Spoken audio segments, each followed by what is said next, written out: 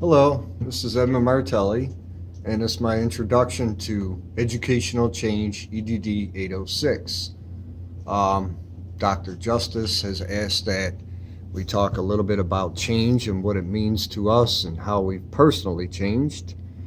And I would like to say that one of the ways that I've changed, especially with the EDD program, is that I'm trying to become more professionalized in my department at my school, which is Western Kentucky University.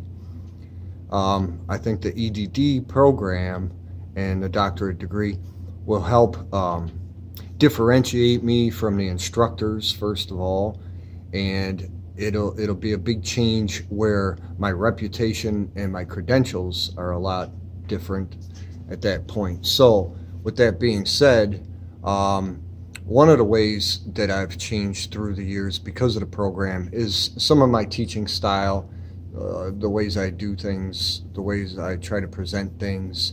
I think, and not myself more or less in the classroom, although it has instance in the classroom as well. As a professional, working along with other faculty, working along with administration. I've always been involved with school, with this school, especially since I've been a college student. And then as a professional, I transitioned into, being a professional, working in teaching. So I think that was very important as well. Just so you all know, I teach architecture. I'm an architectural science instructor. I've been teaching that 5 years. I've taught other classes too for different schools within the Ogden College of Science and Engineering. So, but to me, and I've read the first chapter of Michael Fullan's book, very interesting chapter where he talks about being on a plane and thinking about change and how it relates to education.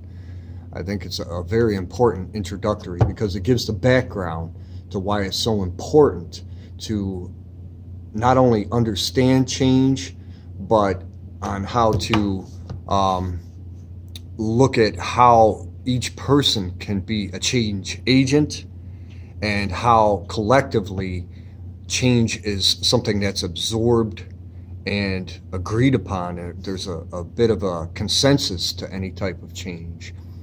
So back to Dr. Justice's question, change to me, even though we live in a dynamic universe, and for instance, Neil Armstrong used to say, the way I see it is a man has a finite amount of heartbeats. I don't plan on wasting any. So everything is constantly in a state of change, education included. Education, as Dr. Justice puts it, is more systemic. And I believe that that's important too, because even though there's change agents on an individual level, for example, myself trying to be professionally develop myself into something greater than I was, there's also that consensus involved where change really only implements and infiltrates into an infrastructure if it's something that society sees as beneficial. So I think that change happens on a micro and a macro level. It's something that is inevitable. Everything is always changing. If you want to wait for change, all you got to do is, or if you want to see the proof of change, all you got to do is wait because time changes everything. And I think education in the 21st century definitely needs some revisions. It definitely needs people that are leaders. We need to see greater leadership. And I know in this program and in the doctorate programs, communication's big. Critique, being critical thinkers. That's very, very important. To me, critical comes from the word criticism. In other words, opinion. It's got a lot to do with your opinion. So it's not just thinking, it's also thinking and feeling. That's what makes us humans. I'm all about technology. As you can see, some of the 3D models I work with, I teach students 3D modeling. I'm relatively good at it. I like it a lot, and I like to see the change in those individuals. So I think change is all around us. It's just how do we shape that change? And that's what I believe change is. Is change a bad thing? Is it a good thing? So it doesn't really matter if it's bad or good. It's definitely going to happen. And if we can shape that change as we venture through things, I think is more important. And the lesson of change is basically it needs to be steered and guided and aimed in the correct way.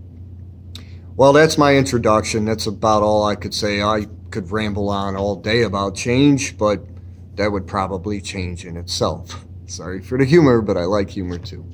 So Dr. Justice, the rest of the cohort, and my fellow classmates, Edmund Martelli, Educational Change, EDD 806. Very excited to be here, and I hope we all have a great semester. Thank you.